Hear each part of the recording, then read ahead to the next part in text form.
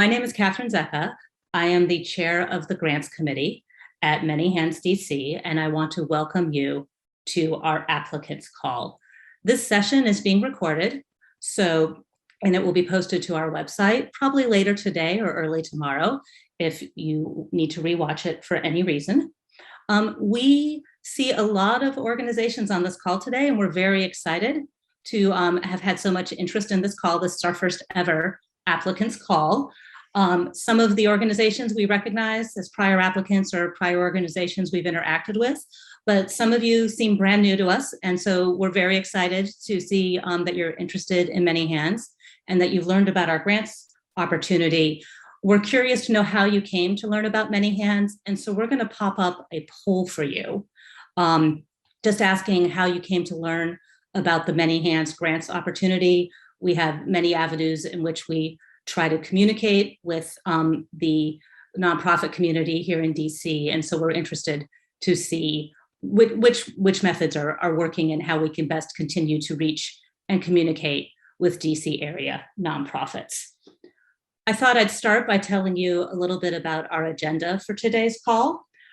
We will start with a brief overview of Many Hands and what we do here.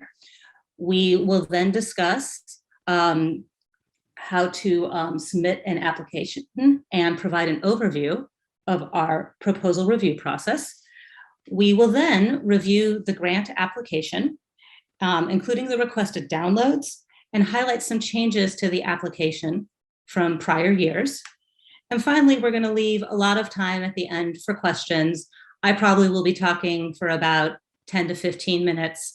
And any time while I'm talking, please pop any questions you might have for us in the Q&A box towards the bottom right, I believe, of your screen. You'll see a little Q&A function, and that's where we'd like to see the questions, and we'll answer them at the end. So first, let me talk a little bit about Many Hands. Many Hands is a collective grant-making organization, and our mission is to make a lasting impact on the lives of vulnerable women, children, and families in the DC metro area, and it's a lasting impact on women, children, and families in socioeconomic need. Since 2004, Many Hands has granted over $2.25 million to 40 area nonprofits. Many Hands is led by women through a volunteer working board. 100% of our membership contributions go directly to our grantees, and our members drive the grant-making process. The Many Hands membership represents a diverse community of women who care deeply about the critical and persistent challenges facing women, children, and families in our communities in greater Washington, DC. Our members' involvement in Many Hands helps them become better informed donors. It helps them learn about local needs, and it helps our members learn about the many outstanding nonprofits in our region that help meet the needs of our community. Each year, Many Hands makes 4 grants. We award one impact grant that is always $100,000. And then we award 3 partner grants.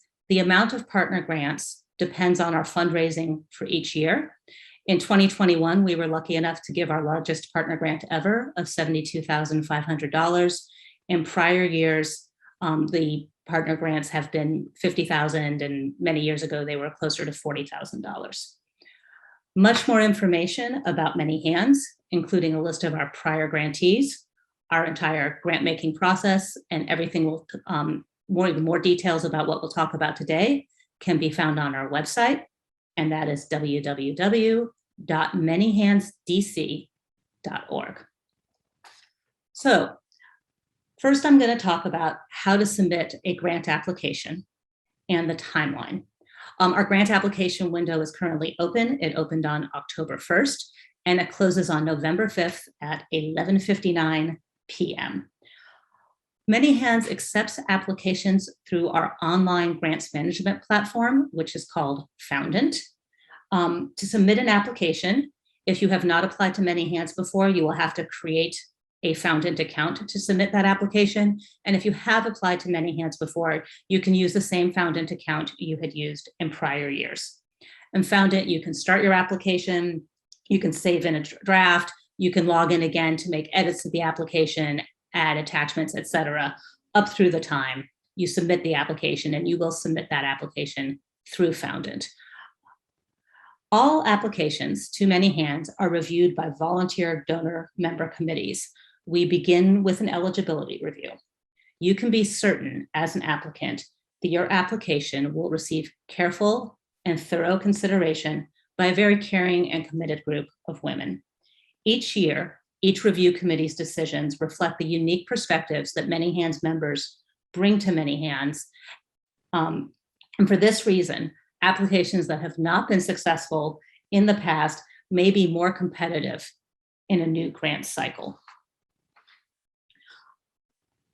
The entire review process takes approximately 6 months, and applicants will be notified if their proposal is not forwarded to the next state level of review.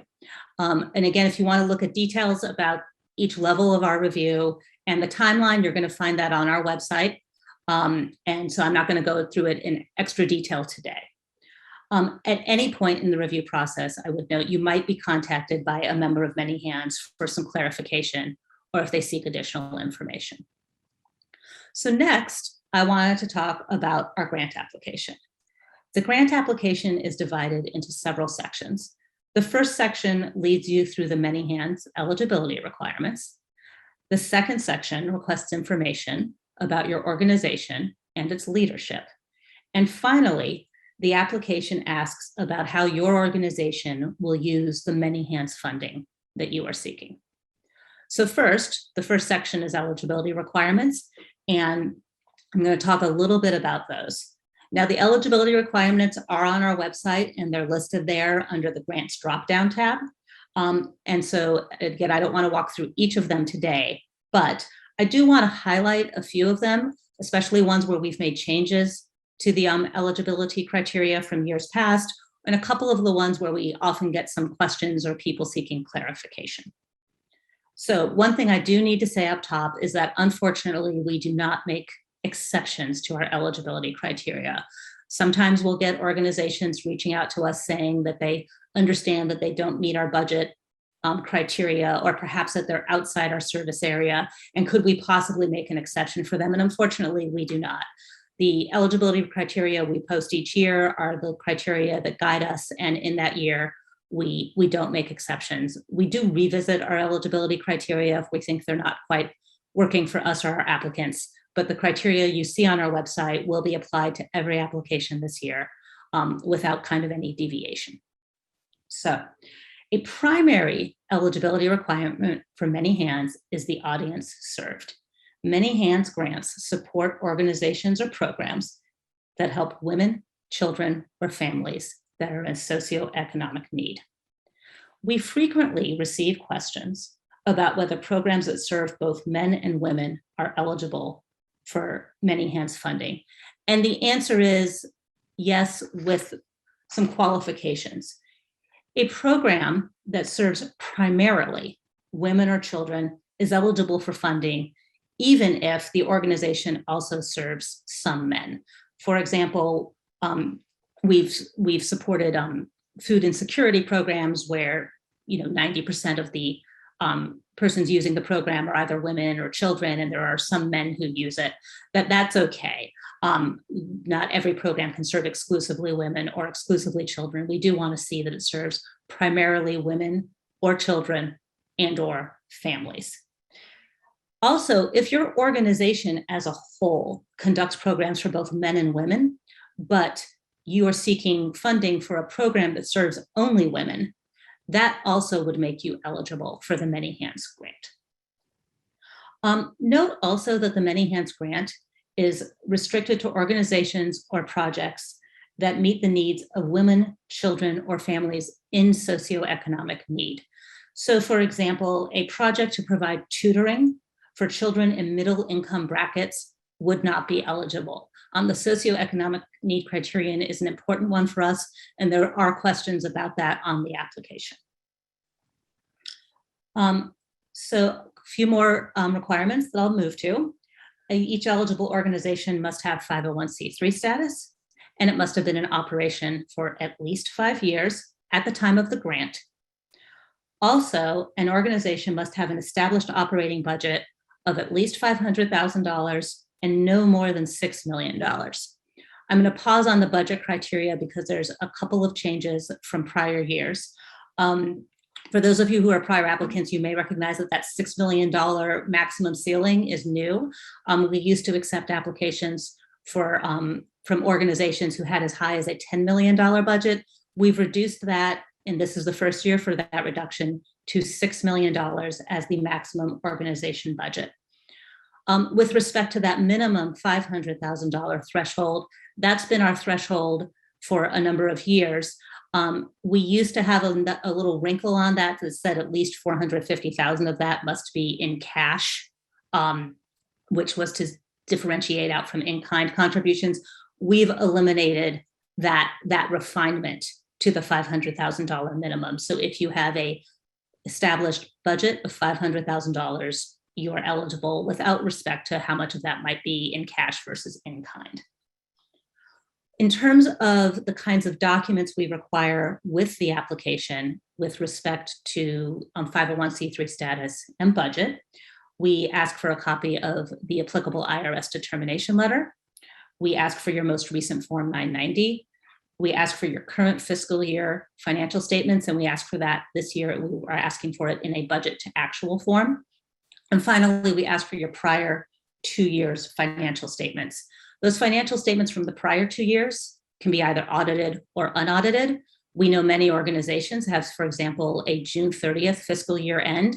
And so at this time of year, you might not have final audited financial statements for your most recently completed fiscal year. Nonetheless, we do ask that you give us the draft or interim or whatever level of financial statements you do have so we can get a look at your prior year's performance.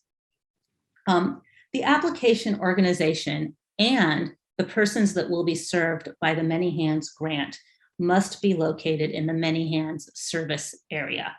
Our service area is the District of Columbia, Montgomery County and Prince George's County in Maryland, Arlington County and Fairfax County in Virginia, as well as the cities of Alexandria and DC and Falls Church. And I think I said DC up top, but if I forgot to say the District of Columbia, DC is quite obviously in our service area. If your organization is affiliated with a national organization or a larger regional organization, you may apply if you have a local address, an independent budget, and a local board of directors with fiduciary governing responsibilities. Your organization is not eligible for funding if your local affiliate has only an advisory committee with no fiduciary responsibility. Additionally, the people served by the proposed funding must be located in our Many Hands service area. If you are a DC-based organization that nonetheless serves a national audience and would use the Many Hands funding for a national audience, unfortunately, you would not be eligible to apply. At Many Hands, we are local, and we aim to work with local organizations to serve our local communities. I'm going to move to the second section of the application. And this section requests fairly standard information about your mission and your organizational leadership. We ask for uploads of your executive director's resume or biography and a list of your board of directors. We do have one new question in that section this year, and that is relates to our commitment to diversity, equity, and inclusion in Many Hands. And we're asking you to share with us your organization's commitment to diversity, equity, and inclusion in its governance, in its leadership, and in its staffing policies and practices. So now finally, the final section of the application really goes to the heart of your proposal. First, we ask you to select a focus area. Many Hands serves 4 focus areas: economic empowerment, education, health, and housing. Detailed of the types of work that can be included in each of these 4 categories are found on the Many Hands website. Our focus area descriptions actually are not under the grant section of the website. It's under our tab of About, and we have popped in the chat for you a link to the focus area descriptions. So it'll be easier for you to find after this call if you have any questions about that. Now, we recognize, although we divide our applications and our grants into 4 focus areas, we recognize that many organizations and programs and projects sometimes support their clientele in multiple ways. But we ask that you choose the focus area that you think is most appropriate for your project or for the reason you're seeking funding. During eligibility review, if the reviewers think your proposal better fits in a different focus area, they'll reach out to you and contact you to discuss that and see whether you might be better off someplace else or whether there's a very good reason you chose the focus area you did. In the application, you will find a question for a funding request summary. We're asking for the name of the program or the project for which you're seeking funding, or a description of how you'll use the funding, say general operating expenses or capital project, or the name of your program or project. We are not asking in that line for the amount of funding that you seek. As I mentioned up top, we give 4 grants a year. There is a $100,000 impact grant, and those partner grants are determined by the amount of our fundraising. So this is not an application where you say specifically kind of how much you're seeking, so much as our grants are in those predetermined amounts. So we're looking for a description, just a short form of what you're applying for the funding to use. The remaining questions will give you an opportunity to tell reviewers in detail about how you would use a Many Hands grant. Many Hands reviewers appreciate straightforward and direct responses to the questions. We provide bullet points in each question, so please be sure to include information that's responsive to each of those bullet points. We revise our application each year to reflect what it is our members are quite interested in hearing from the applicants in evaluating the applications. And so those bullet points are really there to give you cues for what it is our review teams would like to have information on. Competitive proposals clearly demonstrate an understanding of the communities you want to serve and the people you intend to serve, the needs that your organization has identified, and how the Many Hands funding would help serve those needs. Sometimes funding's for an existing project, and so it's an organization might provide the kind of results they've had so far. Sometimes it's for a pilot or something new they want to try, and so they tell us how they anticipate serving those needs. Obviously, you'll have to tailor your responses to what you're seeking your funding for, but we do really look to see what needs you see, what needs you've identified, and how you hope to serve those needs. And as I mentioned before, at every level of review, you may hear from somebody from Many Hands asking for a little more information or a clarification of something in the application. Okay, so that is all I had to say up front. I see that I have some questions in the Q&A, so we're going to turn to those now. And if you have additional questions, please pop them into the Q&A and we will answer them.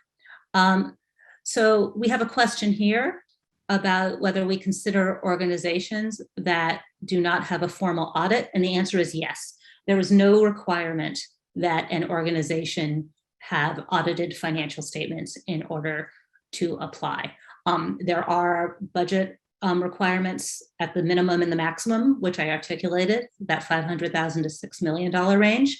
And we do ask for your 990 and your financial statements, but every year we do receive applications for organizations that do not have a formal audit. Another person has a financial question. How detailed does the budget forecast for the coming year need to be? We don't actually have any specific requirement on that. Normally, it's whatever budget you've been using internally. Most organizations have that budget that the board has approved or has looked at. That's what we're looking for. And some organizations, especially the larger ones, that might be very sophisticated. In other organizations, particularly the smaller ones, that might be a little more bare bones, and that's fine. We are hoping that nobody has to create documents for us that they aren't already using and relying on internally. So whatever you have will work for us. Somebody has emailed about a local advisory board question. They say, if we have a local advisory board with a chair that has fiduciary power on our national board, would that meet the criteria for many hands? I think the answer to that is going to be no.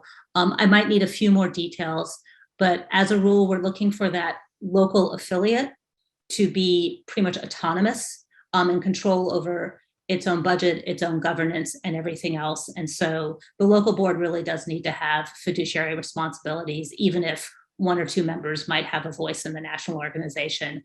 That's not going to quite meet what we're going to need at many hands. Let me look at this next question. So this one is from an organization that serves families and children in socioeconomic need, but the focus is not primarily on women. Would the program be eligible for funding? The answer is yes. Our requirement, our target population is women, children, and families in socioeconomic need. So if you serve primarily women or children or families or a combination thereof in socioeconomic need, you would be eligible, especially with education organizations and some health organizations. You might serve exclusively children. It's okay if those children are not primarily girls. We are not women and girls, we are women, children, and families. So in this scenario, yes, that organization would be eligible. Here's one, this is a great question. Do reviewers look for new grantees each year, meaning do a lot of the newbies have a chance? The reviewers, the answer is the newbies absolutely positively have a chance. The reviewers do not, sometimes they don't even, we have reviewers on our committees that have been Many Hands members for years. We have reviewers that are brand new to Many Hands. We do not necessarily publish to our committees any applicant's prior experience. If somebody wants to know, we tell them, but everybody just looks at the applications with a fresh look every year.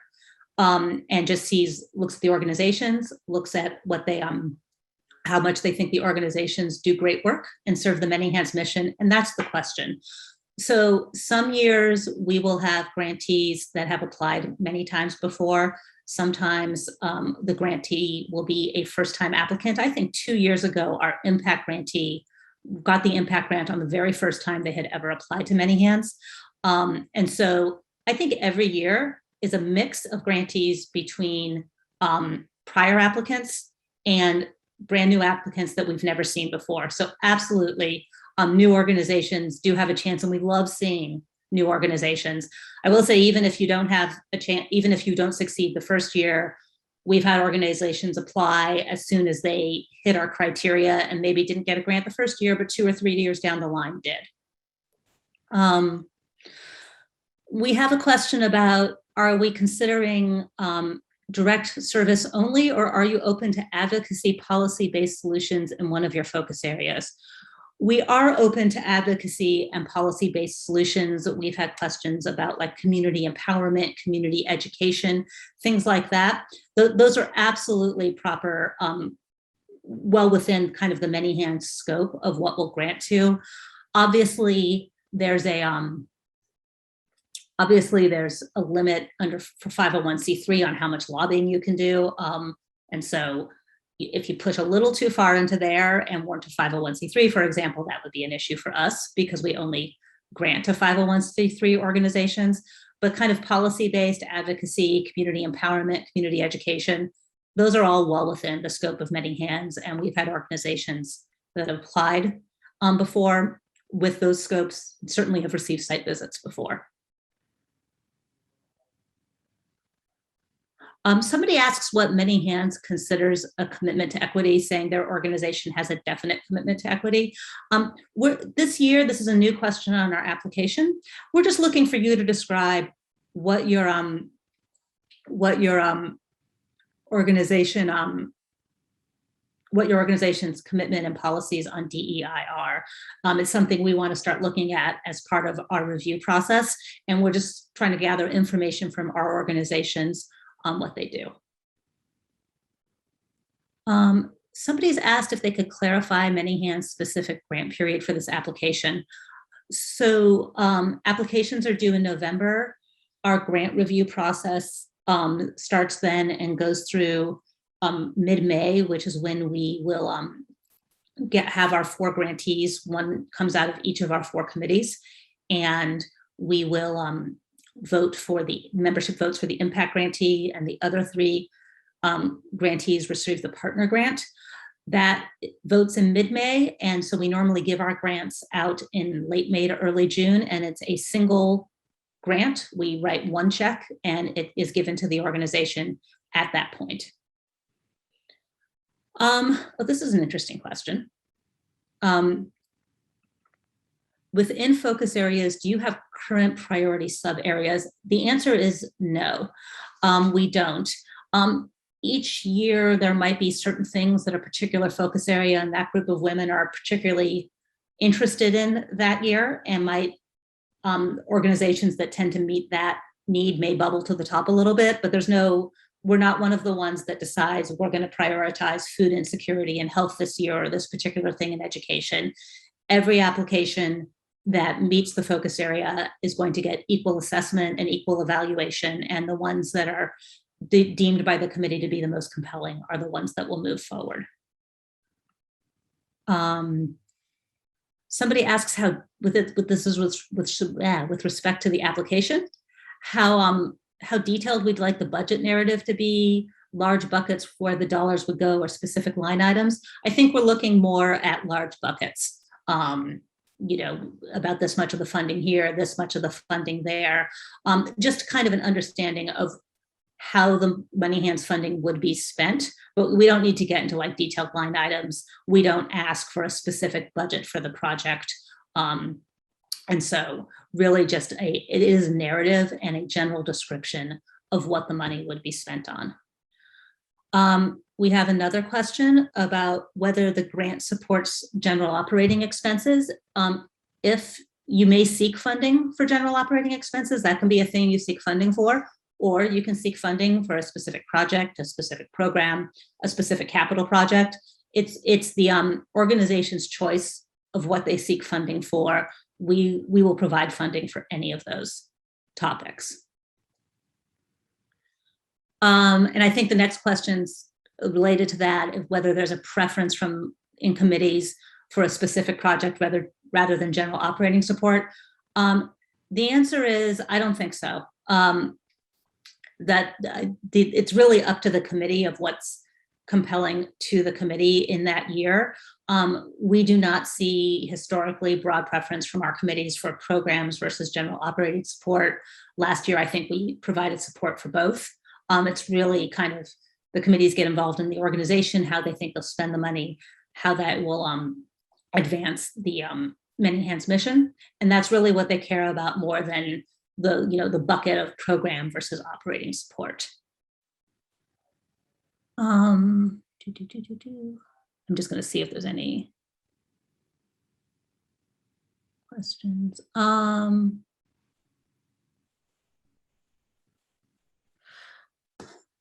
have a question about somebody who has in-kind donations that put the budget over $6 million, even though the actual cash budget is approximately $2 million. Are they eligible? I think we probably want to take a little bit of a closer look at that one, just because we took the in-kind requirement out of our minimum piece. I think we'd actually need to see that budget, especially because of the delta between the cash budget and the in-kind donation. So maybe you could email me at grants@manyhandsdc.org. That's our email address, and that's it's also on our website, and we could take a look at that.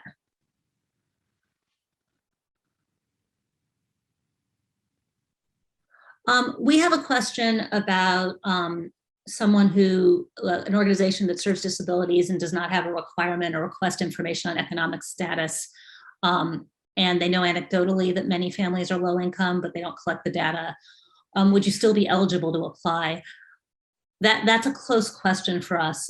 You can take a look at our application and see specifically what we're asking for there, but we do want to be comfortable that our funding will go serve families in socioeconomic need. Some organizations collect data, some don't, but they know from who they serve that if you're a food insecurity program, you kind of know by who's coming to you that they're in socioeconomic need. So we'd want to see you provide some information, whether it's data, anecdotal information, narrative information about how you understand that your population served is in socioeconomic need. But we do need to see kind of some substance behind that.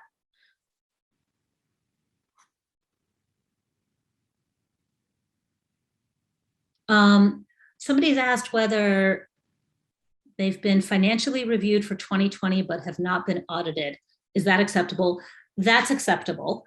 You do not, I mentioned this above, you don't need to have an audit to be eligible for many hands. You just have to meet the budget criteria. There's another part of this question that says the prior year budget was 400,000 and the current year budget is 600,000.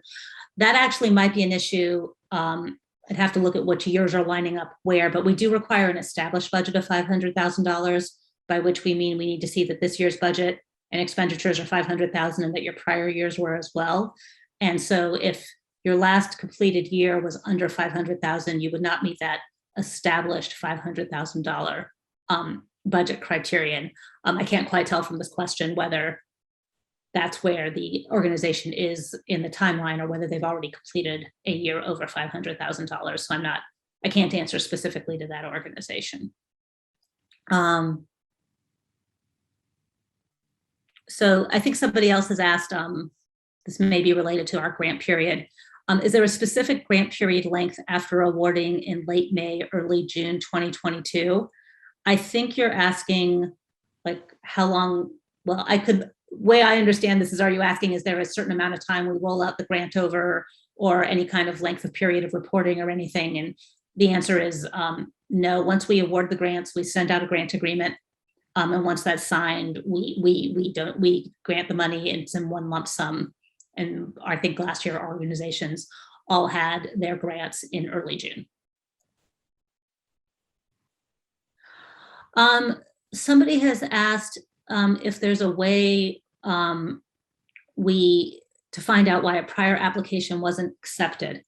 I think that depends on whether the application was determined whether it was determined that the application did not meet our eligibility criteria, or simply why it wasn't successful in our focus area committee. So if you were notified at the end of eligibility review, and that would be in the late December, early January timeframe, that your organization or your application did not meet our eligibility criteria, we can provide details on why that was. And you should email at me at that grants email website. I saw that got popped up in the chat. And I will be able to hopefully look that up and answer that for you. A different question is whether, and I've heard before, was whether organizations can get information on why their application wasn't successful in the focus area committee's review and why it didn't get a site visit. And the answer is we don't provide information on that. And part of that is because there's no firm answer to give that will be telling or reflective of the future year. We are not a grant maker that kind of has a checklist or a matrix or anything we work through. Rather, our volunteer committees gather together, look at the applications in the focus area, and decide what's kind of most moving to them in that year with the needs they're looking at that time and on those applications. So the reason an application might have been not successful one year don't necessarily carry over to the other year. And we've seen lots of organizations that have applied 1 or 2 or 3 times and did not get site visits or did not have a lot of resonance with the committee. But then the next year when they applied, the committee was very taken. They were very appropriate to the moment and serving the needs, or the organization had grown in a way that the committee was very interested in them. So we don't really provide feedback once the applications reach the committees, because that really is kind of a year by year decision by our committees.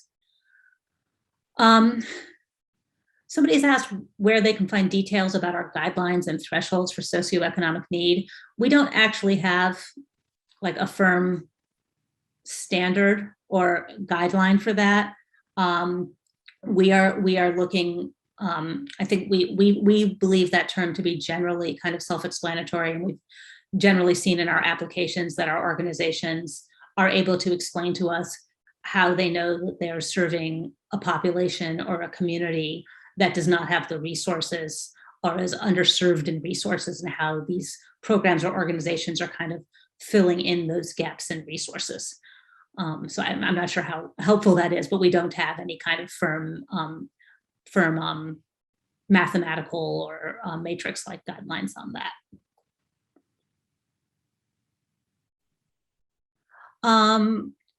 Okay, somebody asks about what reporting looks like for, if we could speak to what reporting looks like for awarded grantees. I think the short and happy answer is we don't really have reporting.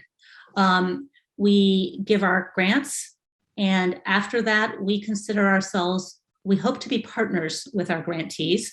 We do try to communicate with our grantees. We often ask if our grantees can speak or participate in events, or provide us some information or some updates or an interview or something, and we might put it in our newsletter or other social media posting. We try to follow our grantees on social media and feature them, and hope they will do the same with us. And so once we give our grant, we're really looking at being kind of partners and working together going forward, but there is no formal reporting, zero. There's no 3-month check-in, 6-month check-in, nothing like that. We simply ask for that you be available for at least maybe one event, and to kind of work with us so that we can keep our membership informed about what the grantees are doing. We have an question about whether we'd be willing to fund a collaborative grant if one organization takes the lead. We've received applications like that before, and that is fine. The lead organization needs to meet our eligibility criteria. And of course, depending how it's structured, I believe every organization would have to be a 501c3 in order for us to serve our 501c3 criteria of donating to 501c3 organizations. But we certainly have had applications in the past where we've had a lead applicant, but the project they're looking for is something where they're partnering with another nonprofit on it. Someone's asking whether general operating or project-based applications tend to be more successful historically. I don't think there's, we certainly don't track that, but it's not, they're both successful. I think last year's impact grantee was general operating expenses. The year before, the grant application was for a specific project, but then the pandemic changed up what they needed the money for, and so they changed it up. We can't tell you you'll be more successful whether it's project or general operating expenses. What we would tell you is you should look at what you can best use the money for to serve the Many Hands mission of helping women, children, and family in socioeconomic need, and that's what you should apply to seek the granting for. So I think that would be my answer there. I'm not doing a particularly good job of checking off which ones I'm answering live, but I'm going to try to do that better. What additional information would you recommend organizations provide for in the optional comment question? We aren't looking for anything particular there. What I would suggest is sometimes an organization has something they want to add or they want to say, and it didn't fit into one of the questions we asked above, but they do believe it's important to have their application fully considered. And if you have something like that, pop that in the optional comment. If you don't have an optional comment, don't add anything. I think fewer than half of our applications actually fill in the optional comment, but we wanted a little space there for in case an organization had something they thought was very important to add to their application and it didn't quite fit into one of the questions.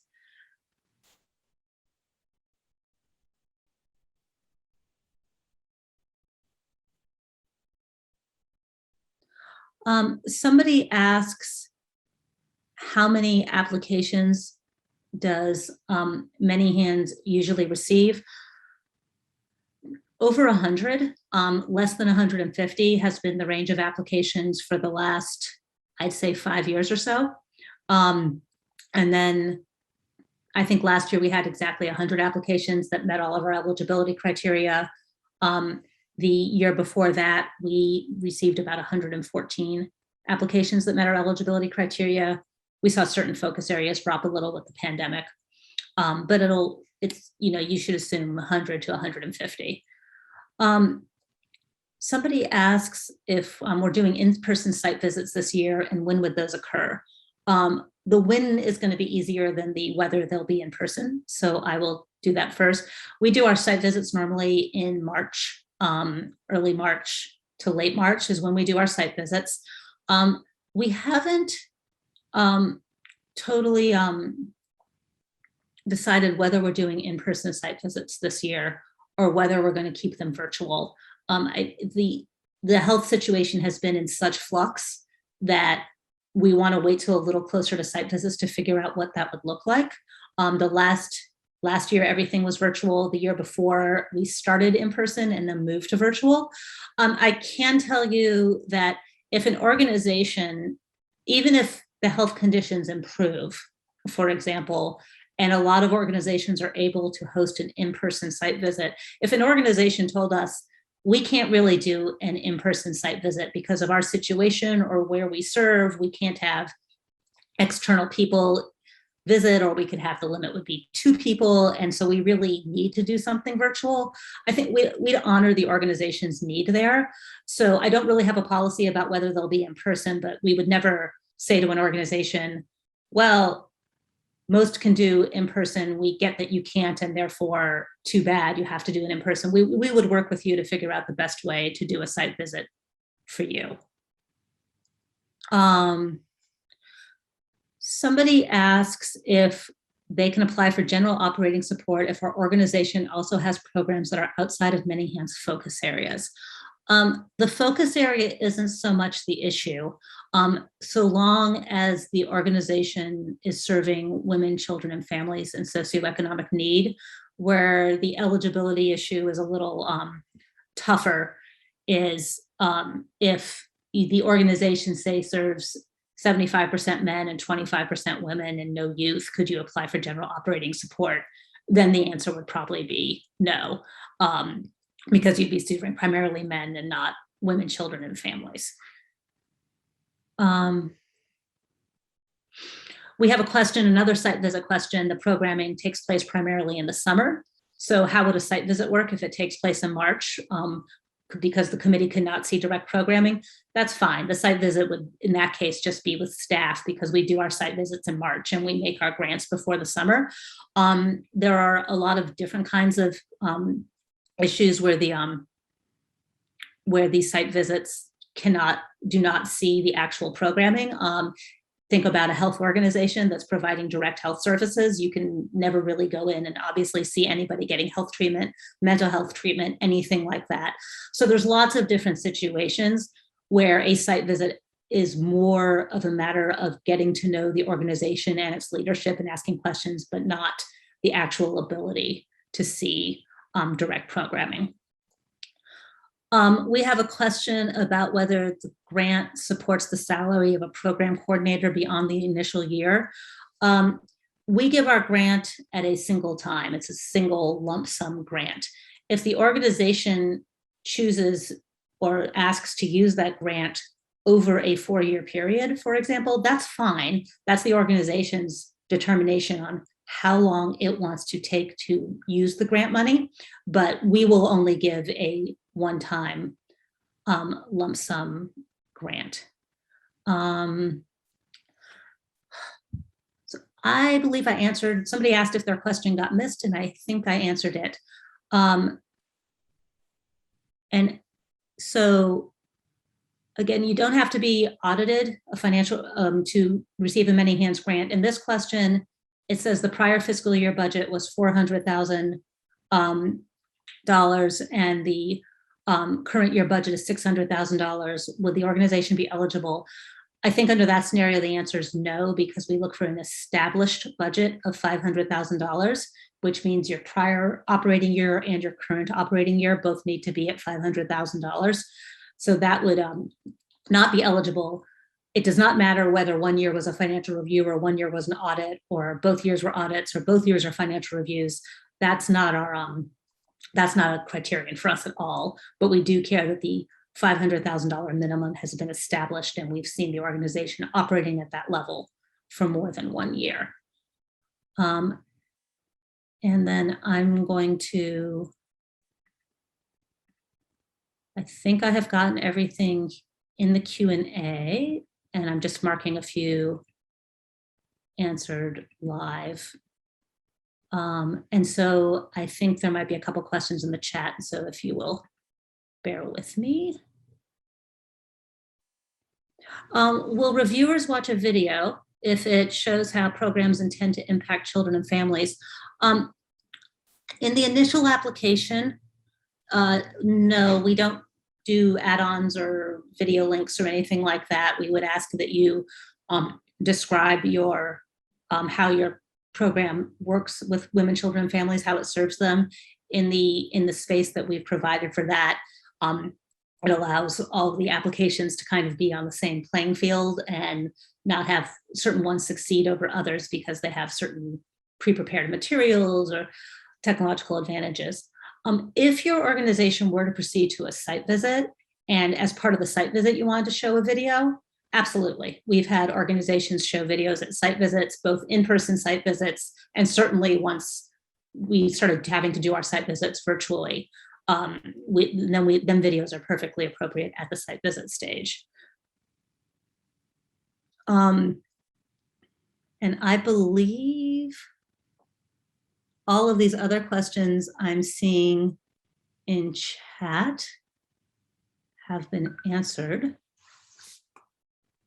And so let me see if there's anything new in the Q&A. That's been answered. So I believe I'm going to check real quick to see if I've missed anything in the Q&A. I hopefully have gotten everything. If I missed anything, just pop a new question in now, or we've given you our email address. Feel free to reach out to us there. But if that's all the questions we have, I do want to thank everybody who attended today. We were excited to see so much interest in many hands, and want to thank you for your time. I know we covered a lot of information, and I hope all of my answers were clear. If you have any follow-up, please do reach out. Again, the Many Hands website should have all the information in more detail and in writing there. And lastly, we'll be posting the recording. Our application deadline is November 5th at 11:59 p.m. So thank you everybody for attending. The members of Many Hands believe that together we do make a difference in our community through collective grant making. And we very much value all of the work that all of you do in making our communities better, stronger places and helping the vulnerable women, children, and families in our communities. So thank you all for attending. We hope to see applications from many of you. And again, you have the grants email for any follow-up questions. Thank you very much.